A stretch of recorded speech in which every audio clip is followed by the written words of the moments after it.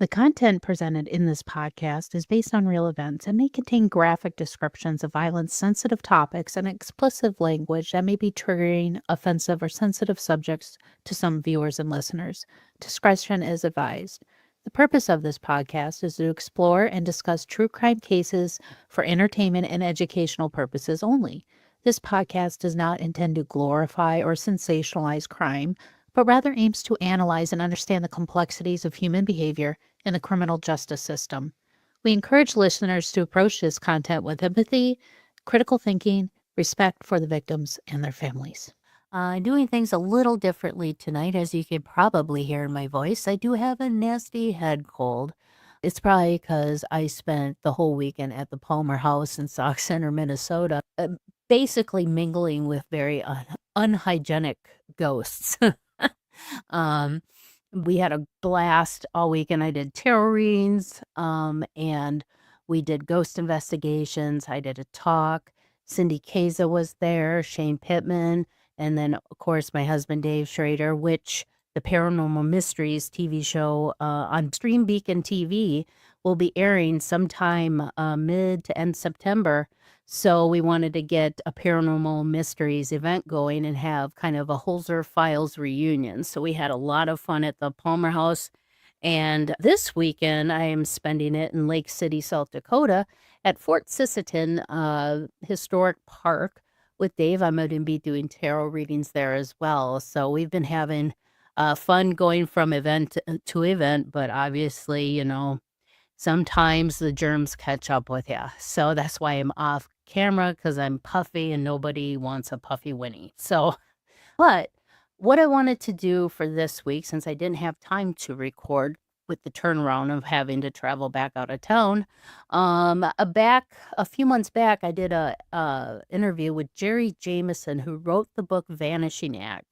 Now, this story is right up the alley of history, mystery, cons, and fake deaths. I mean, it's right out of a Hollywood script. I mean, they had the movie Catch Me If You Can with Leonardo DiCaprio and Tom Hanks about the real life story of Frank Abagnale, who was a con artist, and he was a forger, and he made his way through life pretending to be a pilot and a doctor and a lawyer and God knows whatever else he wanted to be, and obviously forging checks and such. But there's another character too who is just like that, and that's Dr. Robert Spears.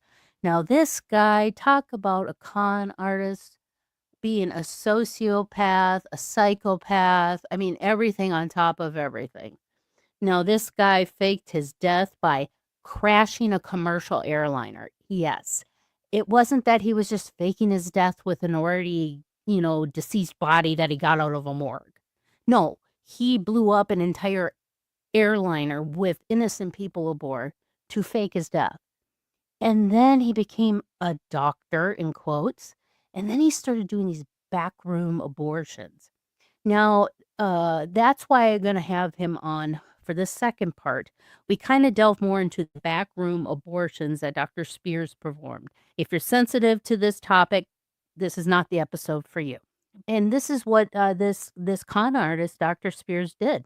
He was kind of the Dr. Feelgood for women's issues in Hollywood. Hollywood, back in the golden days of Elvis in the 50s and 60s, Sinatra's and the James Deans and all that.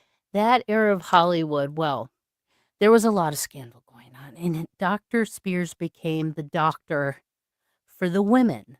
When a woman became pregnant, he was the one that took care of the problem. And he was the go-to guy for that. And we all know the devastation and the dangers of having those backroom abortions and how dangerous they were for women back then. And that's why we had it become legal to make sure that it's done in a safe manner for the patient. And a lot of women, unfortunately, passed away due to infections, bleeding to death. All sorts of issues came after having those illegal abortions. So that's why I wanted to touch base on this, because it's still part of the story. And we do recap the first part of the book. that I had as part one of this episode.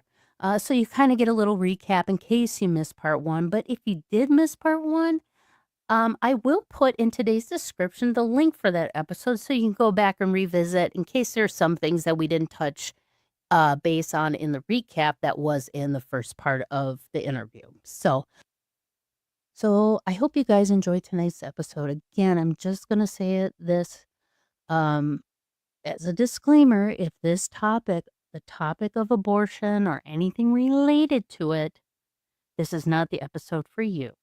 My goal is not to traumatize you, but I'm giving you fair warning now. So if this is not the show for you, time to click this show off. But those of you who are interested, with that being said, it's time to start the show. Let's hit it.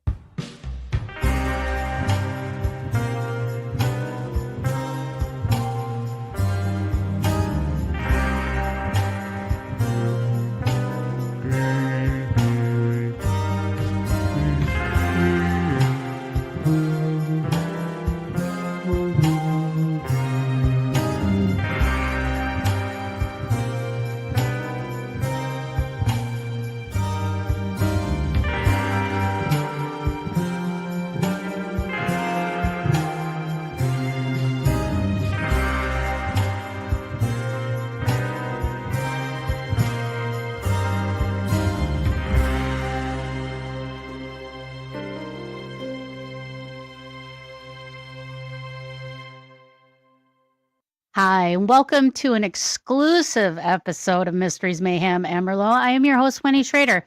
Well, a couple weeks ago, we had Jerry Jamison on about his book, The Vanishing Act, Crashed Airliner, Fake Death, and Backroom Abortions. But I wanted to get him back on to talk about these backroom abortions because it wasn't just like somebody going into some back of a butcher shop laying on the table while some doctor takes care of your problem. There was a network of abortions and going on, and we're talking, it's reached into Hollywood, MGM. When the starlets accidentally have an issue, this was the doctor that took care of it. The book is called The Vanishing Act. This is one that you gotta read. I started fanning through some of it. I was like, oh my gosh, this is a book I just need to sit down and just read in one sitting. But because there's a lot of twisted turns in it. But yeah, we're going to talk about that backroom abortions part of it tonight. And like I said, if you guys, if you can't handle really graphic content, this is not the episode for you.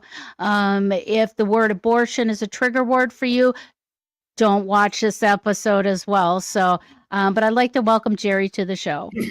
Welcome to the show, Jerry. Hello. Thank you for having me back on. It's good to see you again. And yeah. Yes. So, we touched based on supposed doctor, I'll put that in quotations, Robert Spears, who faked his death with an airplane. If you kind of want to give us a quick backstory in case somebody if they haven't seen episode 1 yet or part 1 of this, if you kind of give a little backstory for those people, that'd be great. Absolutely. Well, Dr. Robert Spears, and we will call him a doctor because that is how he was known not throughout his life, but in this period of his life. Mm-hmm. He was a consummate con man, a fraudster. He was a snake oil salesman. He was everything you could think of. This took place, his life took place 20s, 30s, 40s, 50s, 60s. It was a long career, and it was a long career of crime. Mm-hmm. He had 26 different aliases that I could track. When I published the book, it was 23. In the meantime, in the few weeks out, I found 3 more. Yeah. You got to write it in pencil. Just keep adding names. He was also in federal prison in 12 different times in 12 different prisons. So a long prison career. He's arrested in over 20 cities, a couple of countries. So he's a criminal. He is just a professional criminal. There's no other way to think about him. But what he did over time was he evolved, and he evolved from petty theft at the age of 12, which landed him in an Oklahoma reformatory, Mhm. all the way up until he's in his late 60s, and he's still committing crimes. In that stretch, and as he evolves, he will become involved in abortions. And we'll talk about that separately. But to move past that, he is arrested eventually. He's actually arrested several times, but he always had good lawyers that got him out of it. But one time it was a bridge too far, and he was caught in Los Angeles, in Santa Monica. And he is out on bail. And he decides that if he goes to jail this time, he will die in jail, and he does not want to die in jail. So he makes the unbelievable decision to meet up with his best friend. By best friend, I mean dear friend, like a brother. They were best men at each other's weddings. They traveled together. They were vacationed together as families. He meets him up Tampa and says, I want to set you up a partnership, a business with me. I have a business in Dallas all set up. I have business meetings already scheduled. You drive from Tampa to Dallas. I will fly from Tampa to Dallas. I need to get something to my wife quickly. We'll meet there. The meetings are scheduled. People meeting in the coffee shop. The waitresses gave testimony of them having a good time laughing out loud in the coffee shop. And his friend, Al Taylor by name, gets on that plane. What happens is Al Taylor says, my neck is hurting me. I have such a bad neck. Robert Spears, by records, says, I was a good Samaritan. I was a good friend, a loving friend. I said, you know what? I'll drive your car. Give me your license. Give me your registration. Give me your keys. I'll drive the car. You take my ticket for the airplane, which you could do in the 1950s. You could just hand off a ticket. Yeah. Fly over there, take this package to my wife. As soon as you land, go to my wife. This is cash. So hang on to it. Don't lose it. This is cash for her. And Al Taylor gets on that plane, and 22 minutes later, that entire airliner explodes, killing everybody on board, passengers and crew. Wow. And it sinks to the deepest part of the Gulf of Mexico. And to this day, it's never been recovered because it was beyond the depth of divers during that era. And it turns out that he just assumed his friend's identity for as long as he needed it, and then eventually tossed that identity, moved on to a new one. But he sacrificed his dearest, best, closest friend so that he would be listed on the manifest as having died. And the first newspaper reports, as they came out, tell this tragic story of a renowned Dallas doctor, OBGYN, who was, fatefully on board that plane that exploded and sank to the island, the bottom of the sea. So that's that story. Okay, one question I do have, because so he said that he bought the plane ticket, he had this package, that he needed to take to Dallas. Now his friend said that his neck hurt. Did he? Was he planning to figure out a way to get his friend to swap and him take his friend's car and he take the plane ticket? Or, is it kind of like, was he trying to wait for a moment to say that? Because it was like the friend who was the one who initiated him wanting to swap the whole transportation, Right. because of his neck being sore. So what was kind of Robert Spears's mindset? Like, did he have a plan? But he just, that opportunity came up and that's when he took it. Now, I assume he had a plan. He had Okay. flown to Tampa, had really prompted this whole, really had seeded this idea of we're going to be in business together. We're going to make lots and lots of money. He already knew that Al Taylor had a neck issue. He was well aware of it. He had spent the week there with him before. So I think, I don't know that he went there with the intention of doing this. I think what happened is while he was in Florida meeting with his best friend and knowing that in 2 weeks he was going to be, going to court. He was going to be convicted. He was going to be sentenced.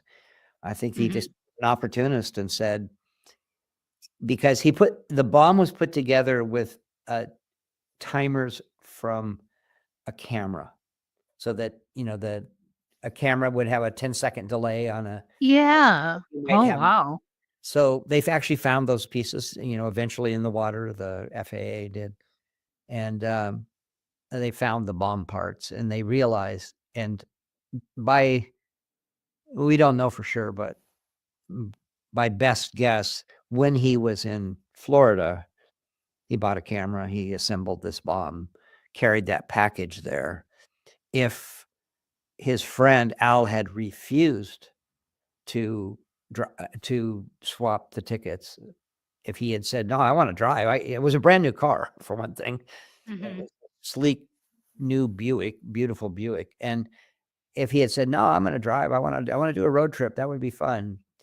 I don't know if Dr. Spears, again, you could walk on and off planes in those days. Amazingly. Yeah. You could just, the doors were open. You could walk. If you said, "Hey, I want to go say goodbye to my wife and give her a kiss," you could walk on the plane and do that. So I'm thinking he thought there would be an alternative way to put that on there. When his friend agreed to it, just tragically, heartbreakingly, he said, "Here, take this package." Wow. That's Hard to even I- think of. right. Especially knowing that they had such a close relationship, that they were like brothers, and for him to just turn on him like a dime like that, just Yeah, I have that's like, in the book, in Vanishing Act, there really an extensive photo section in there. I have the rights to a large number of photos that nobody has access to. And you see the photo of Robert Spears as best man in Al Taylor's wedding, and they're standing side by side with the boutonnieres, the classic 1950s, look. And here's this wedding picture of them together, and just sometime later, he's yeah. gonna sacrifice him. Yeah, and that's a shame, because it's just to know that he could just toss away somebody that meant a lot to him, and just not even think to bother, just like, because his buddy Al had family too, and it's just like Yeah. people in his life were that disposable to him. It's just Well, it's and if you extend it, sad. 42, 43 other lives were expendable. Right. So he didn't stop to think for a second. Those are grandmothers on there. There were 2 children on board there on that plane. There was a couple that had just gotten married in Tampa, and they were getting there to fly to Los Angeles for their honeymoon. There were Awful. professors. Ironically, there were 2 mobsters on board, 2 mobsters that were in Mickey Cohen's crime ring in Chicago, and they were on board. So the initial thinking was that the plane had blown up because somebody was retaliating against Mickey Cohen's, crime gang. So all the first thinking was, "Oh yeah, these are 2 mobsters on here. They were definitely targeted." Wow. So the plane crashed. Now, he got Al's ID, his car. So what does he do? He becomes Al Taylor and starts driving his car across He country. does, yeah. He becomes Al Taylor, but he only needs Oh. that for a matter of weeks, because again, he shifted in and out of personas, not just aliases, but personas. And he shifted in and out of them so effortlessly that I don't even think, one thing your followers should know is that Robert Spears never knew his name. He never knew his real name his entire life. So when he was a child in Oklahoma, living in poverty with a single mother, his mother, let's just say, had lots of boyfriends, and she lived by moving in and out of men's homes. This would be like the 1920s. And she would live with them for a month, and then move on. And Mhm. had this habit of wherever she moved, she changed her son's name. So every stop, she would change his name, which could be every month at times. Oh my And gosh. he actually never knew his own name. So he just had the first memories of a name, but Uh-huh. in that, never knew his father or who his father was. But so he never really, and I think, and then by 12, he's in a reformatory, permanently in a reformatory in Oklahoma. Mhm. And I think his mother taught him, when there are difficult times, when there is pressure, you just move and change who you are. And he would do Mhm. that the rest of his life.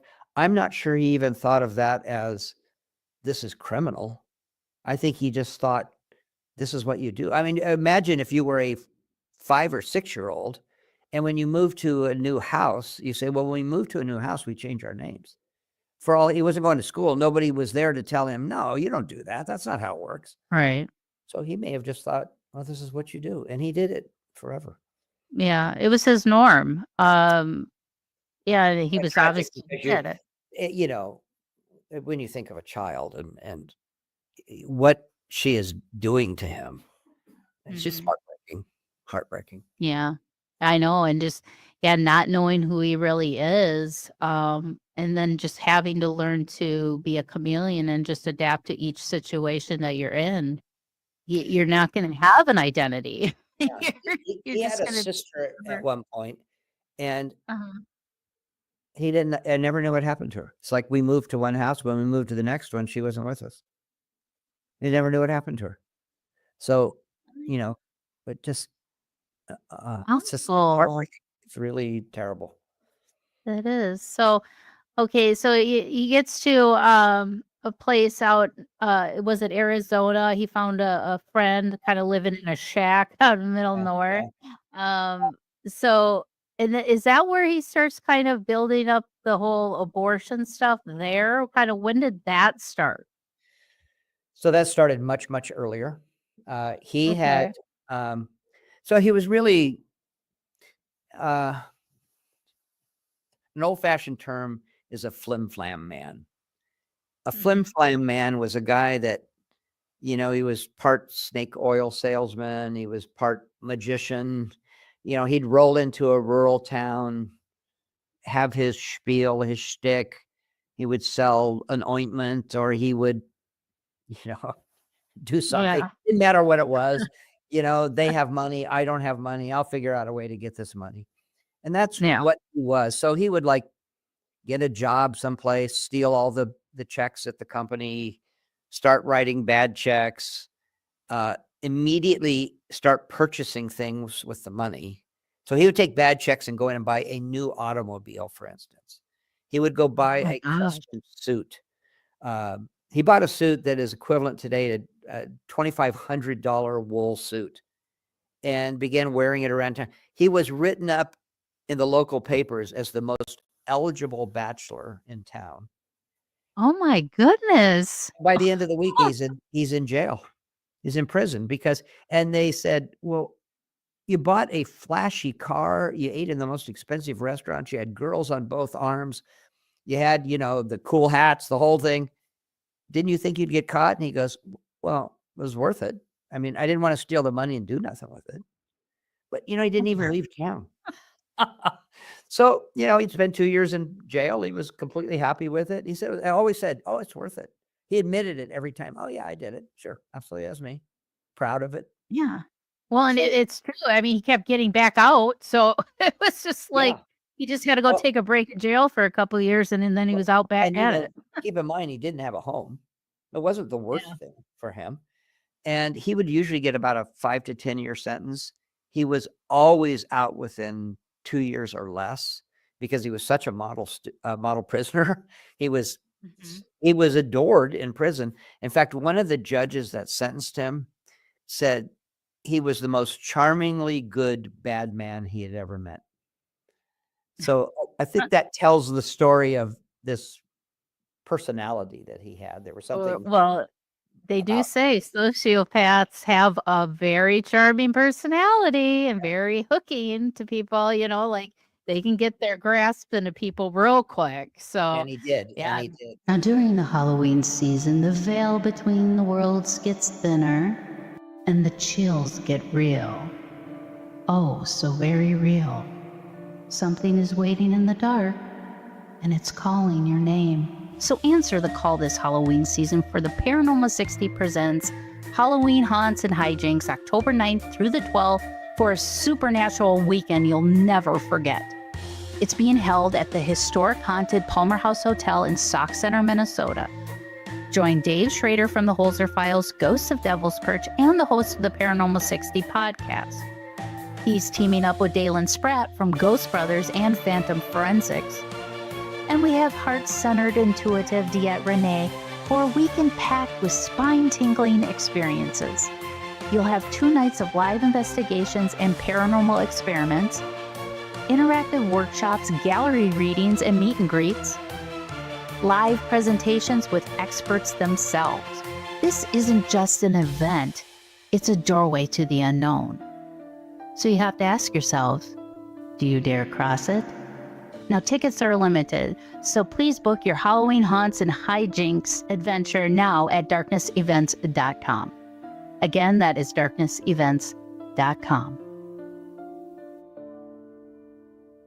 I mean, he would do these extravagant scenarios where he would set up a scam. So he would go, like in Topeka, Kansas, the National State Farm Insurance Convention was going on in, I think, 1951.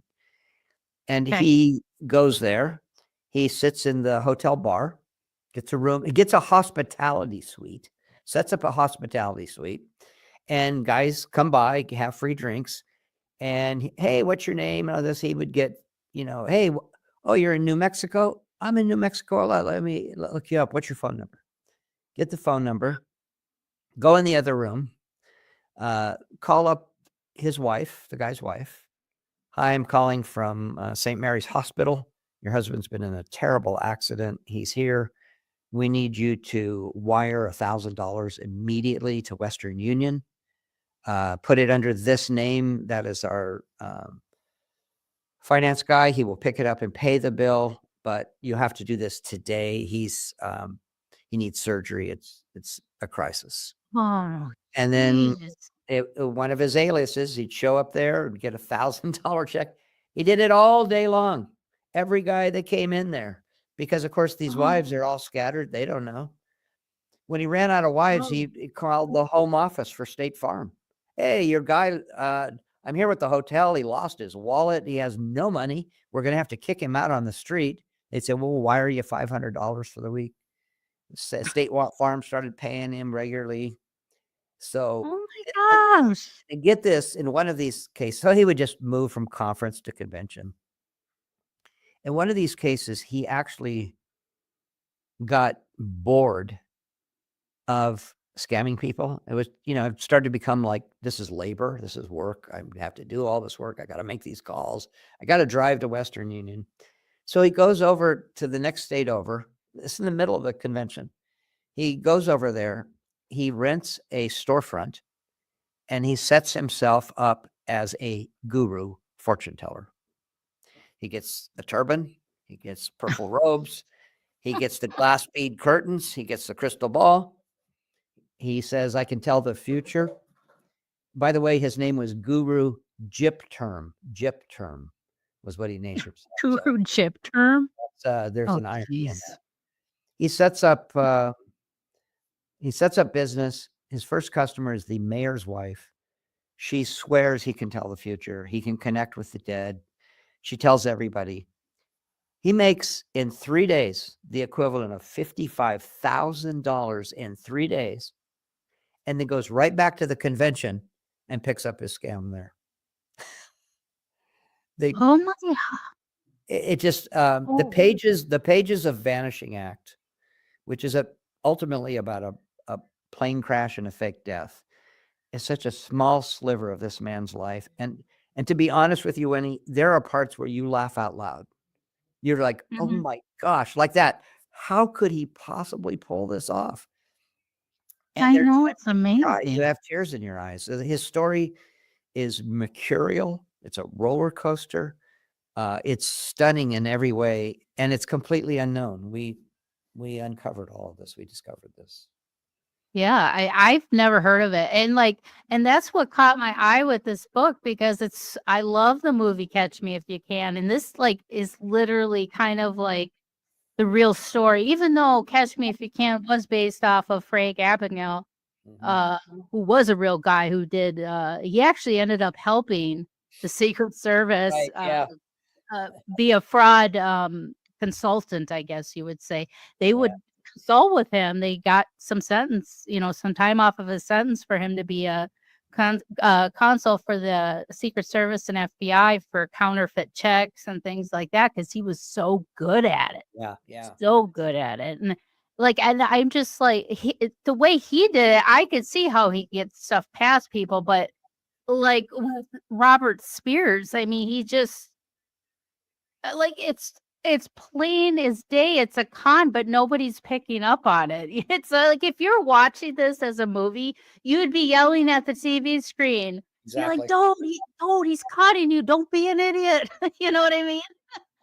So I, he had insurance salesmen.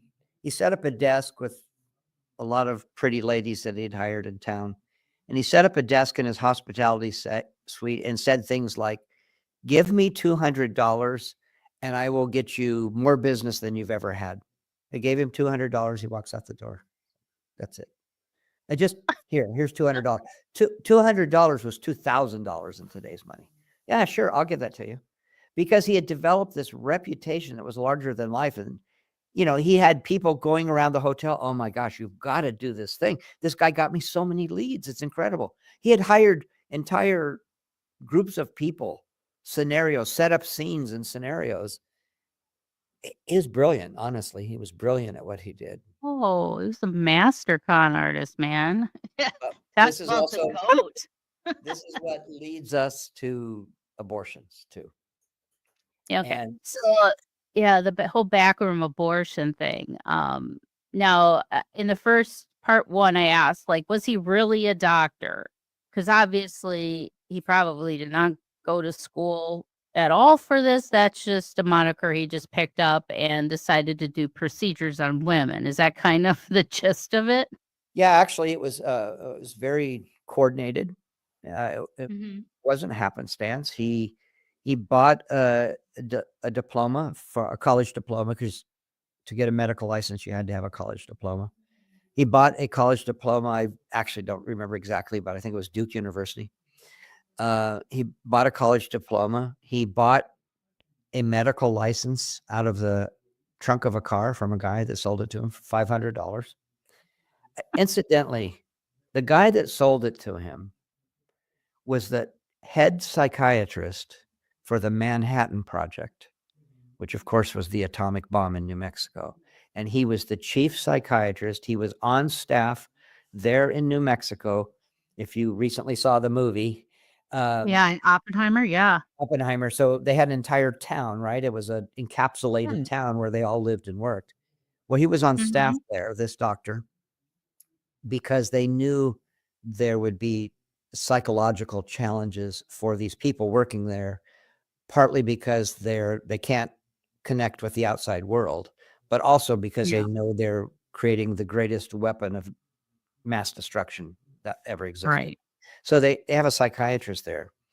When that Manhattan Project is over, he goes up to Ohio and is a doctor at a mental institution where he works with people with severe psychological issues. And there he becomes completely disillusioned with the industry because they are practicing electroshock therapy. And he said, they're just frying people, they're destroying people. And he comes Mhm. out and says, this is wrong. And he gets blacklisted. And he is so angry at the medical association that he takes his medical license and he just prints up 500 of them, starts selling them out of the trunk of to destroy the medical industry. And that's how Dr. Spears got his medical license. Wow. To my knowledge, I don't know that Dr. Spears ever read a book, anything. Now, he was what was called at the time a naturopath. So a naturopath was kind of holistic medicine. And in the first half of the 20th century, naturopaths were on equal footing with physicians. And the reason was in the first half of the 20th century, people did not trust vaccines, inoculations, pills that were created in laboratories with chemicals that they didn't know. So they tended to say, this is how my mother treated a sore throat. This is how my grandmother dealt with a sour stomach. So there was the same number of naturopaths in America as there were practicing physicians at the time that Dr. Spears is now entering into this world. So a naturopath was highly regarded at the time. Okay. So he becomes a naturopath, has his medical license, and he's operating in Maryland at the time. Actually, just got out of prison in Maryland. He had just served a 2-year sentence in Maryland. And he gets out, decides, I'm going to be a doctor. I'm going to be a doctor. There's money there. And he ultimately becomes the president of the American Naturopathic Association. He's the keynote speaker, the featured speaker, the president of the entire National Association. He's never studied anything in his entire life, knows nothing. He's now standing tens of thousands of practitioners, telling them what to do. He testifies before Congress on behalf of naturopathy. I mean, it's just amazing what he's doing.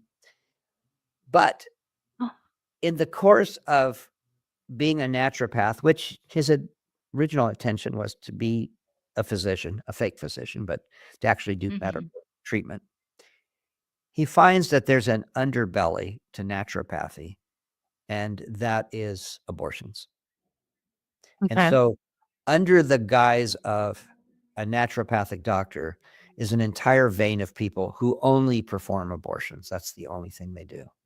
Now, it's important to know, for everybody to remember, and of course, we're in a changing society right at this very moment now, but it was illegal.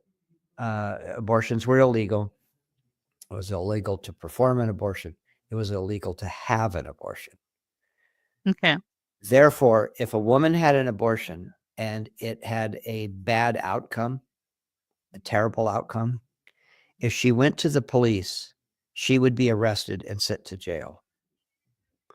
So the very act of saying, I'm dying, someone butchered me, I'm dying, I need help. And if she said it was from an abortion, she's going to go to jail. It's awful. The man who paid for it, in all likelihood, gave her the money. She paid for the abortion. She's the one that performed the illegal act. So the men never got caught. The men never got mentioned. And I'm going to say it speaks a lot to today that a very difficult issue. This is an issue that doesn't go away automatically. No, it's not. So there were, by records, millions and millions of unwanted pregnancies during this time. But the social stigma was so great that you had to run and hide and change your identity, basically, to have a child somewhere, or you had an abortion. And as a result, an entire network became established, a network of abortionists. There were the backroom abortionists, but it was really, let's say, pseudo doctors that people had begun to trust. And what Dr. Spears, who he's now Dr. Spears, he realized two things early on. He's in Maryland, but he wants to be in Texas because Texas oil men are getting a lot of secretaries pregnant. There's a massive amount of wealth in Dallas as well. This is the time. This is the oil explosion time, and they are becoming phenomenally wealthy. Mhm. He also finds out that Texas is the only state in the union where you can transfer a medical license without having to take the boards again. So every other state in the union, if you transfer from Maryland to, say, California or to Minnesota, you have to take the state Mhm. boards again, and you have to recertify as a doctor, except for Texas. Once you go to Texas, Oh. they don't check the records. They don't make you recertify. They accept you as what you say you are. Once you are a Texas physician, you're now a member of Mm. Texas Physicians. Your license can never be questioned or reviewed. So you are now actually a doctor. Once he arrived in Texas, he was actually a doctor, a naturopathic. Oh. What he did is all of his stationery said Robert Spears, MD. Now, he was not an MD by any stretch of the imagination, Yeah. but he was only known as that. I mean, he was Dr. Robert Spears, had a wife, he had a couple of children. He lived in an exclusive neighborhood of Dallas, had a beautiful 2-story brick mansion, drove a brand new car. His wife threw garden parties in the social Wow. set, and they were just a highly respected family. And he made every dollar that he made on abortions. He would do 6, 7, 8 a day, 5 days. Wow.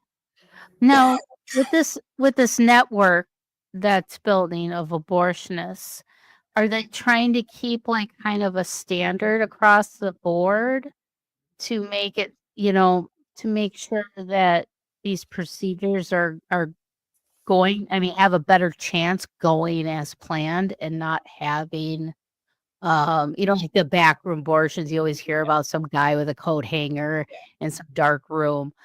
Did they have kind of a standard across where they had all their like little networks of abortionists, so that way it gave that trust, so it kind of felt more clinical and legit and things like that? Is that kind of what they were given the illusion of?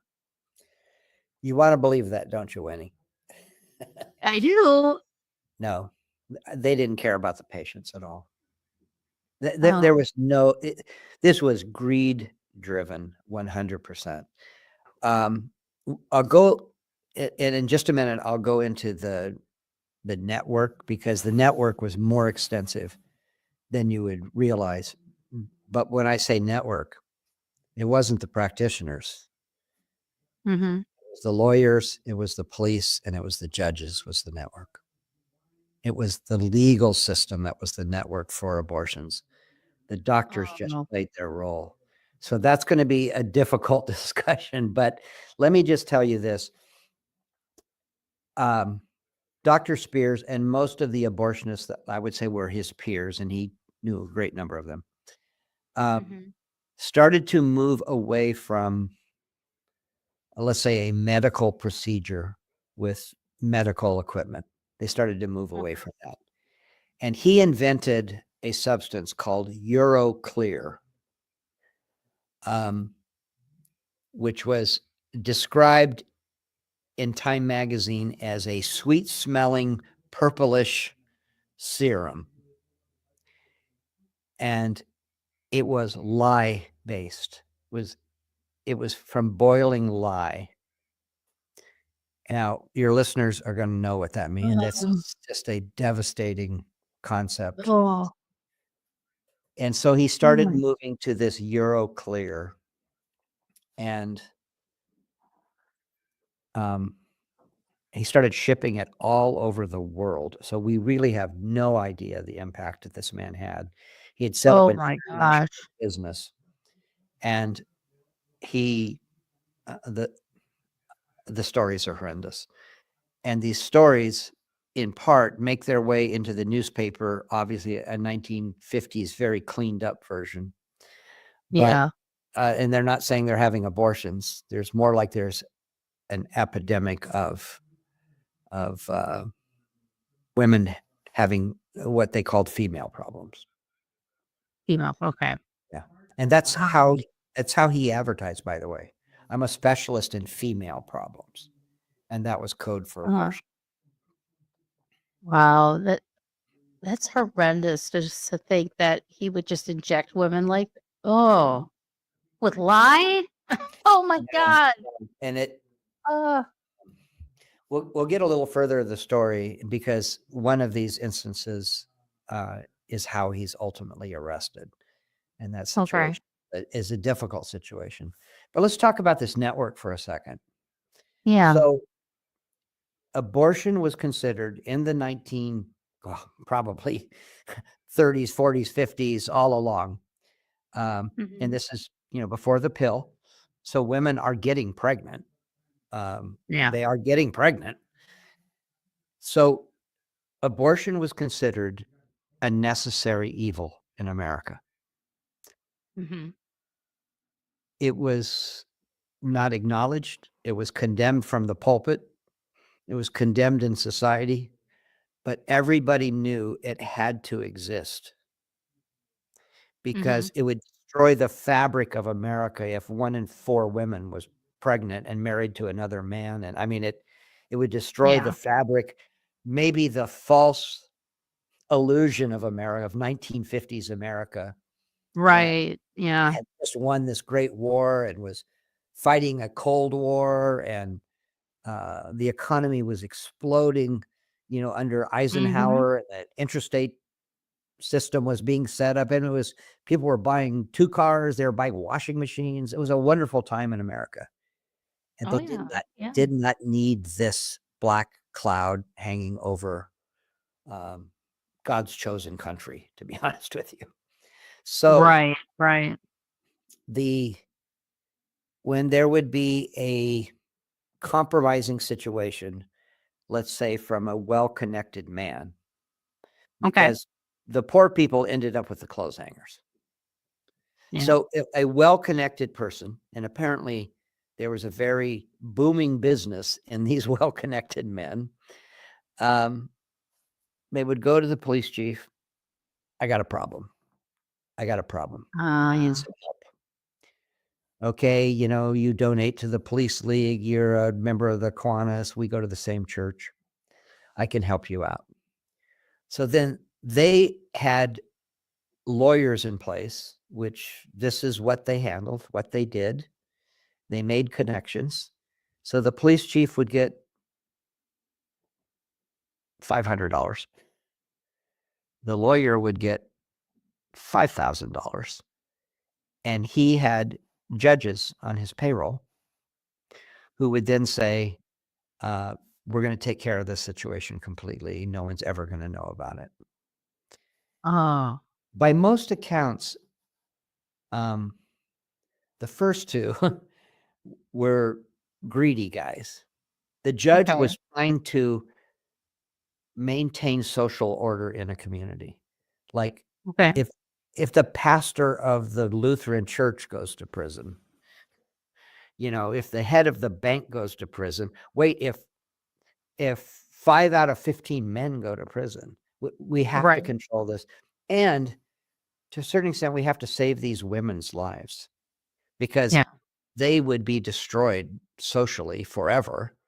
They would be damaged goods.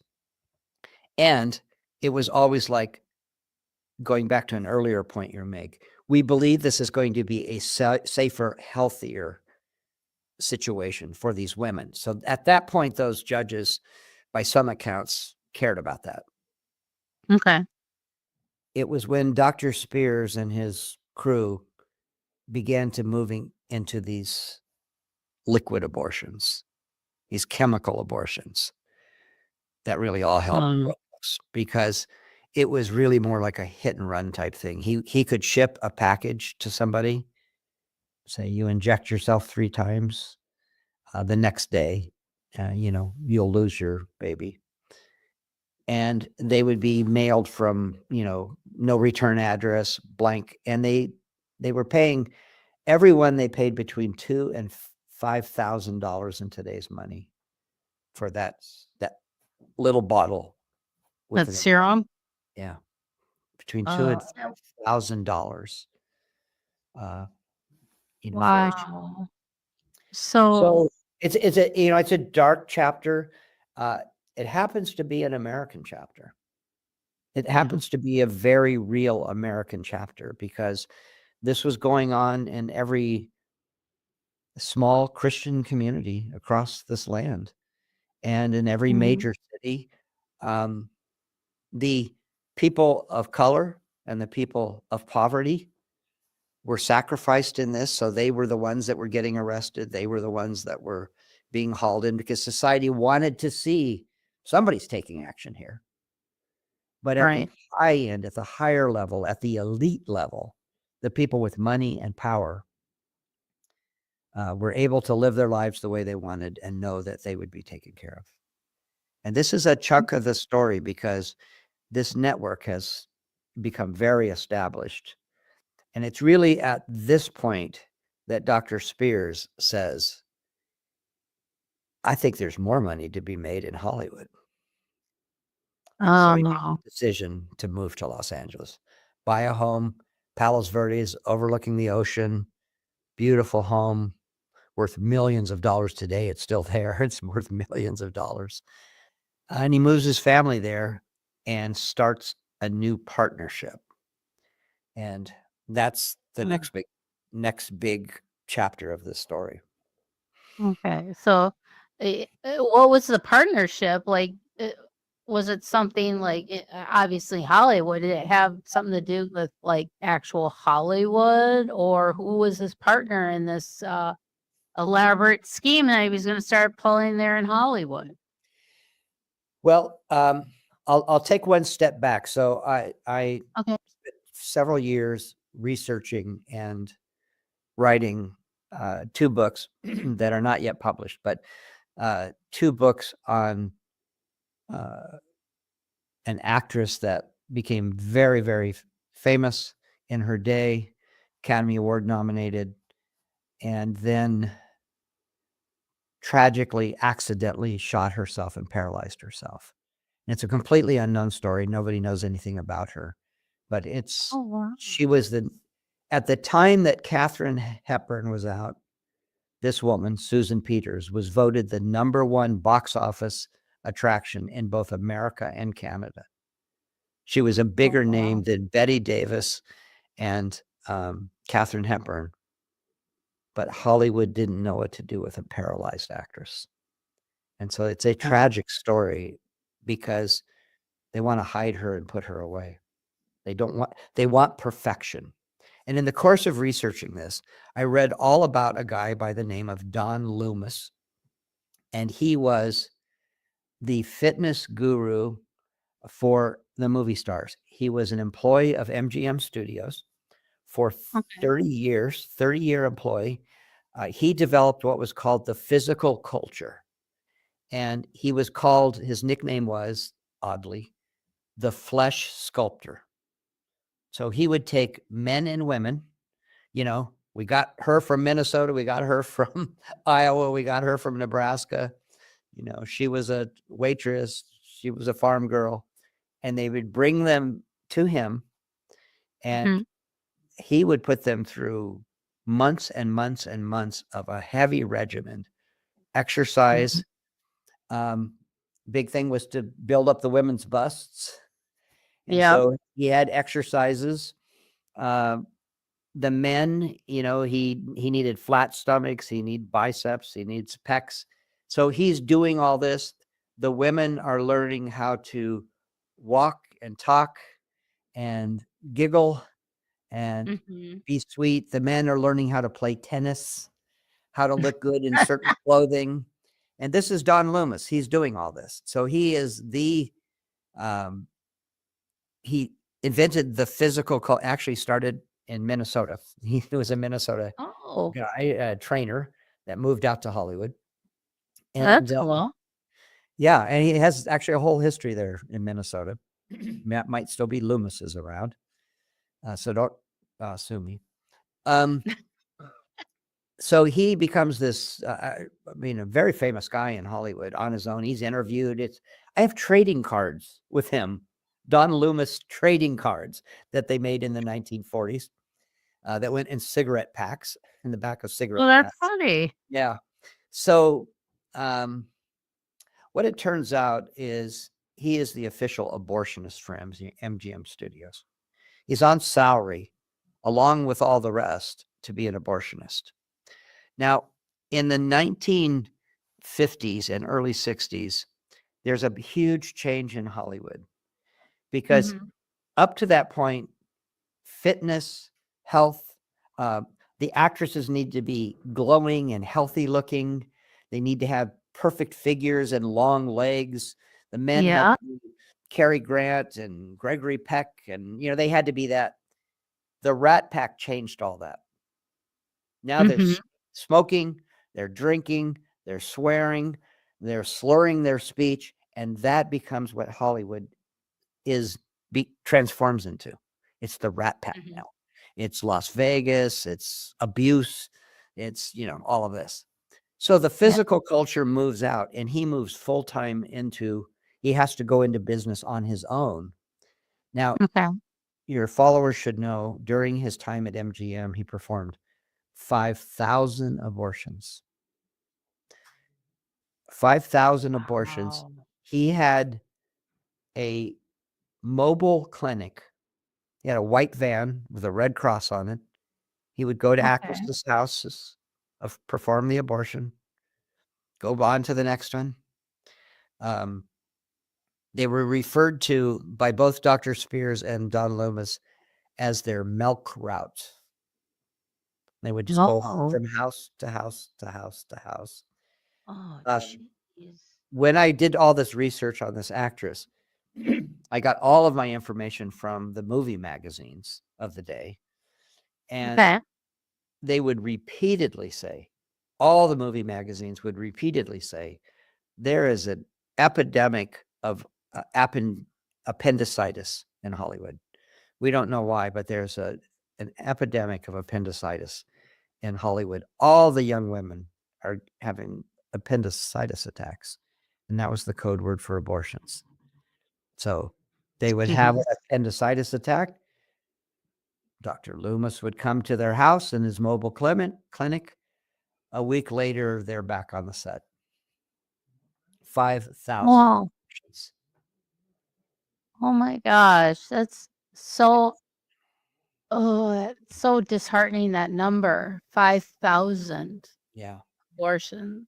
And I discovered this through an MGM memo, which actually revealed what an appendectomy meant. And I found it in a memo. So it was quite a discovery. And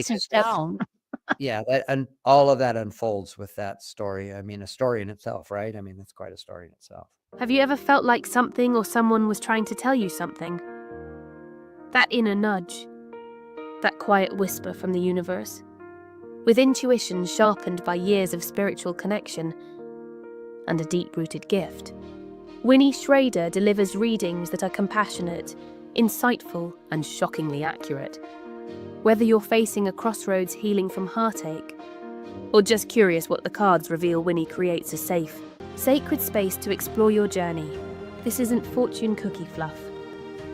This is honest, intuitive guidance from someone who's helped hundreds find clarity, closure, and confidence. If you've been waiting for a sign, this is it. Book your session now at lovelotustarot.com and take control of your journey. That's lovelotustarot.com. Winnie's sessions are personal, powerful, and often life-changing.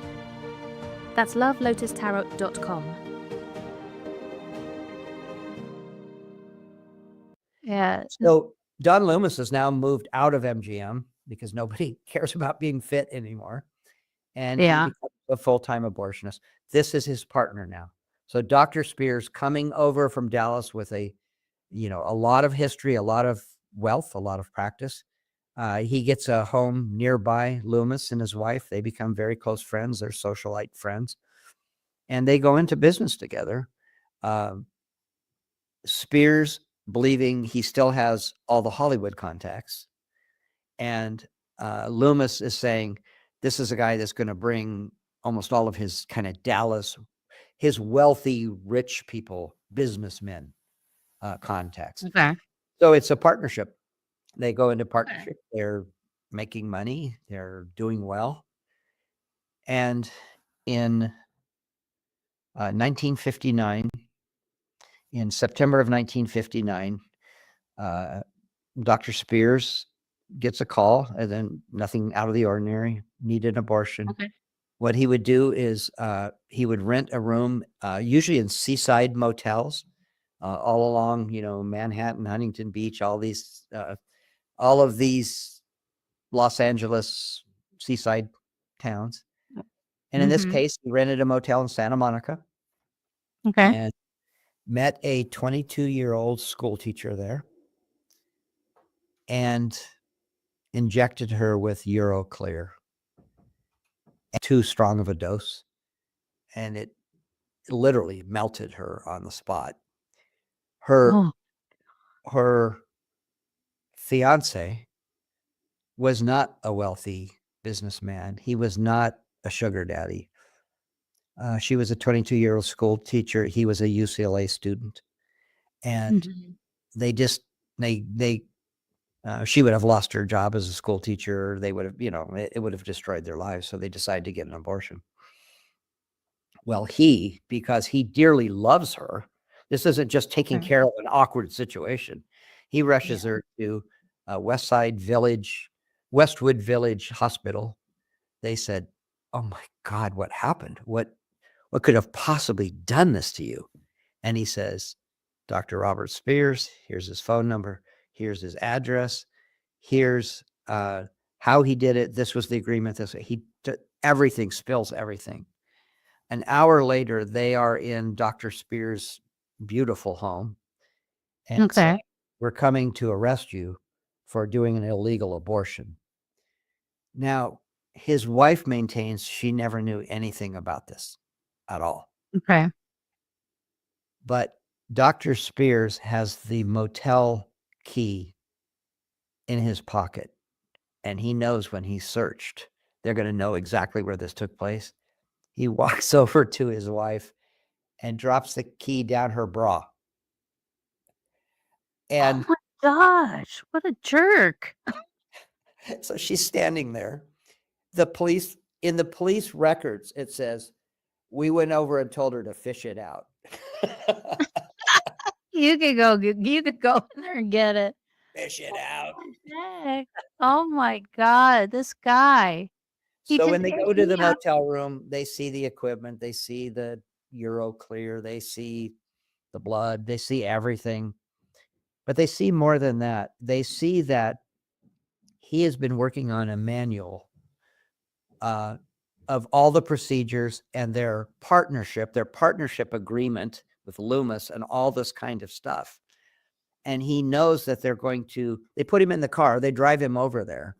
He knows when they find all this stuff, they're going to know the whole story. So he does something unbelievable, unconscionable, even in his world. He remembers that the IRS will pay a 10% fee to anyone that turns in someone who has been evading taxes. So we'll give you a 10% finder's fee for what we recover. So he says, I did the math and I knew how much money he was making, millions of dollars. So I'll turn in my partner for the finder's fee. So he Oh turns my in his God, what a partner jerk. for the finder's fee. He said, well, it's just a kind of a math problem. I just figured out how much I would make and it was worth it. You're the solution to my word math problem there. Yeah. Yeah. Oh, he just The threw other his guy's like, what the hell? I mean, it's like, what? What'd you just do? Oh So my that is God. actually the case that he's going to go to court for, and he's out on bail when he decides, I think I'll fly to Tampa, Florida. So Oh that my is actually what connects the plane story now. Oh, jeez. Now, with these women, what happened to these women? Did it affect any other organs of the body, or was it, did somehow it was only focused on the reproductive organs? Yeah, it was a Well, it destroyed all the female organs for sure. But no one really knows what happened to all these women because some of them that they were able to track were, I guess you would say, were sickly the rest of their life. They had injected poison into their bloodstream. Yeah. And they, their lives were destroyed. There's no doubt about it. Their lives were destroyed.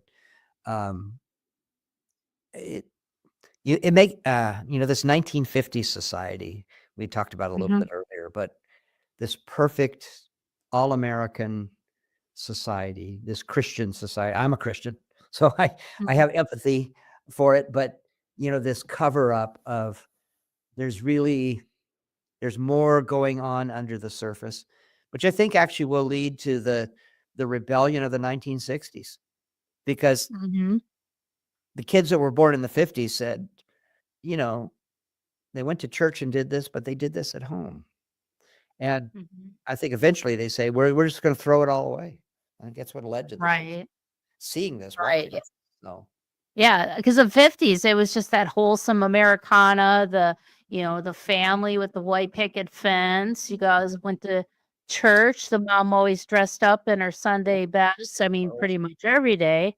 But yeah, it was just that very wholesome time period in America post World War II. Yeah, and the economy was booming under Eisenhower.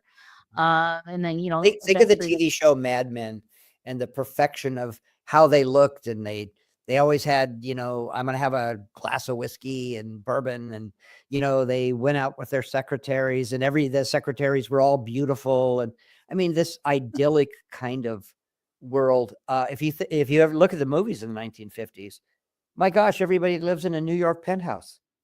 They have these beautiful penthouses. They dress perfectly. What do you do for a living? Oh, we want to dress what I do for a living. Yeah, I know.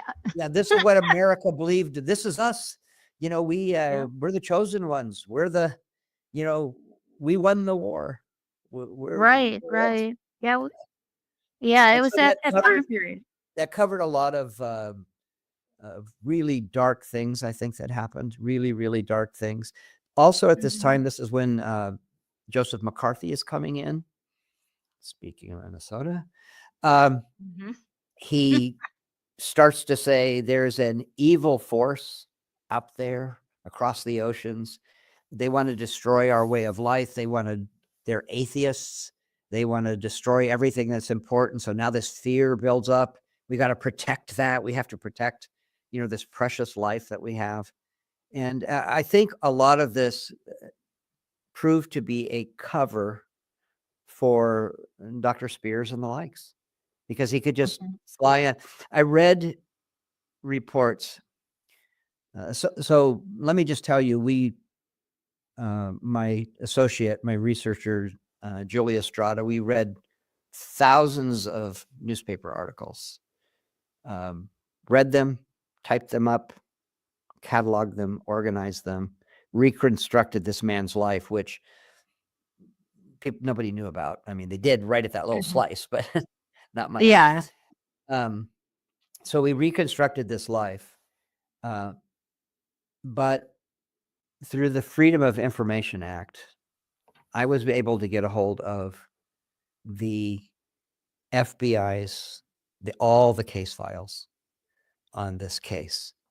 And every interview, they interviewed hundreds and hundreds and hundreds of people all through the stages of his life, all the neighbors, everywhere he lived, every place he worked, everybody he knew. Fascinating just to read through FBI files, I have to tell you, because previously they'd all be redacted, but now they're, by the way, not easy to get. I know. Everyone says, Freedom of Information Act. Well, it's still not. It's not like they're going to just send you a PDF of it. It's not like in the movies when they say, well, we'll just get that. Yeah. It's almost like the FBI is constantly asking, why do you want this? How come you want this? What are you looking for? Right. What are you after? You're like, I'm a writer. I just want to learn about it. Why? Yeah. So anyway, we got a hold of these records. And that was such an eye-opening thing, too. And it leads me to the next part of this network, which is kind of the culminating aspect of it. So in the end, Dr. Spears, they can never arrest him for the plane crash. They just cannot the FBI cannot put together a case. He was America's #1 most wanted person. J. Edgar Hoover had called a press conference. We're going to find this guy. We're going to get this guy. He's a big deal Ooh, guy in his Hoover. day. Yeah. Hoover, huh? Yeah. Who was doing a Ugh. few things on his own. But anyway, he is eventually arrested for transporting a stolen car across state lines. So when he drove that car across the state lines, that's what they eventually sent him to prison for. And he's sent to prison, Terminal Wow. Island, off Long Beach in California. And he gets a 5-year sentence, and he serves every day of those 5 years. And Oh, he can get out early, huh? no, he did not get an early release. So on the day of his release, and you all have seen this in movies, the big gates swing open, and the guy's got the cheap suit on. He's walking out. He steps out like, is a car going to be waiting for me? That kind of thing. It's that classic movie scene. Dr. Spears walks out. He takes 2 steps out. I'm free. And Lieutenant Zander of the LA Police Force walks up and arrests him on the spot for abortion. The original charge that had launched all of this. And he arrests him. And Oh, how ironic. isn't it?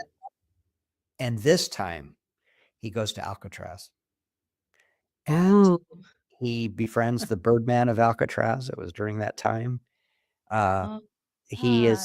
is a major person in Alcatraz until he develops cancer, and he is sent to Springfield, Missouri, to a federal penitentiary there that has more medical treatment. And he's released just short of serving his full 10-year sentence, and on a humanitarian basis, where he goes home, gets a small apartment, and dies of a heart attack in the middle of the night. So that's Wow. his ending. But that's not the ending of the story. No, there's Because always with this guy. the FBI records. So Uh-huh. when I got these FBI records, thousands of pages. You're reading interviews from a neighbor. I don't know. We always thought it was odd, or just Yeah. inane, very mundane type things. Yeah. Oh, his wife was nice. She knew how to make a carrot cake. Then at some point, so Lieutenant Zander is exactly Tom Hanks in Catch Me If You Can. Oh, He is okay. exactly Tom Hanks. And he headed up a 5-person special detail for the LAPD called the Abortion Squad. And if any of Oh. your followers remember the images from like the Untouchables, so the fedora hats, the overcoat, walking like a V, right? They're striding. It's slow motion. I mean, it's that classic, like, wow, these are cops. These Right. plus the mobsters, this kind of stuff. Well, that's what these 5 guys were. They were all Hollywood. They were photographed. They were put on display. They were put on pedestals. We're the abortion squad. We break up the bad guys. We had Articles t-shirts. yeah. Abortion squad. So they're heroes in town. And they track these guys down, and they arrest them. They throw them in prison. They're quite the heroes. There was even, they couldn't talk about abortion in that day, but Yeah. they were the untouchables. Yeah. Until Yeah. I turn a page in the FBI report, and I find out they were all on the take with the abortionists, every one of them. The entire abortion squad they were all dirty cops on the take. Oh. So they were basically They like were the the ones black. that set up the attorneys. They were the ones that connected with the judge. They had a whole network, and it was all a payoff schedule. And when Dr. Spears is arrested, he is told, you have to pay us $10,000. And he says, I'm not paying you $10,000. And they're going, you have to. Loomis has to pay us $50,000. You have to pay us $10,000. He goes, no, we've been paying for protection. That was part of my partnership. We've paid for protection every month. I am not paying this money because I've already paid for it. Yeah. And they arrest him. Oh my! arrest him. So You don't pay the money, you're going to prison. And he's like, hey, then his wife is writing to the police department, LAPD. Hey, we paid the money already. We've already paid the money. They're going, what money? oh So he's wow! arrested. And they were all on the take. In the FBI records, they have the name of every single person of the 5. They spell it all out. They spell out the network. But the FBI never busts the ring. They never do anything about it. It's almost like they said, we're after this guy. That's another case altogether. Or did they know again? What did they know that they said, Chief Parker was famous at the time. He was famous for cleaning up a dirty LAPD. That was a very, very dirty police network. He was famous for cleaning it up. Did they say, if we now expose the entire network, does all that fall? I don't know. There's no way to know, but it's a fascinating term. 2 years ago, the Los Angeles Times did a major, like Sunday section type, huge story where they went back to celebrate the abortion squad. Some of the greatest, nobody knew about it because they couldn't talk about abortion, but these were heroes. They interviewed their wives. They interviewed their children. I'm so proud of what my dad did. He was rescuing women's lives. He was saving lives. My dad is a hero. Never got the recognition. I wrote to the reporter and said, let me show you a page from the FBI record. Let me ruin your day now. Yeah. No response. No response. God, that is crazy. Interestingly enough, I tracked the lives of these 5 men very carefully through newspapers, through family records, through everything. Every one of these men who were, I would say, they're in their 30s, mid 30s. So they had a huge career. They were stars at 30. They had big careers ahead of them. Every one of them retires in the next year after the FBI report is filed. All 5 of them retire. When I would read about they would, in the newspaper, in the LA Times, there'd be retirement party for, so-and-so, be a little retirement party article. Yeah. He's going to the mountains of Montana to live in a cabin and fish.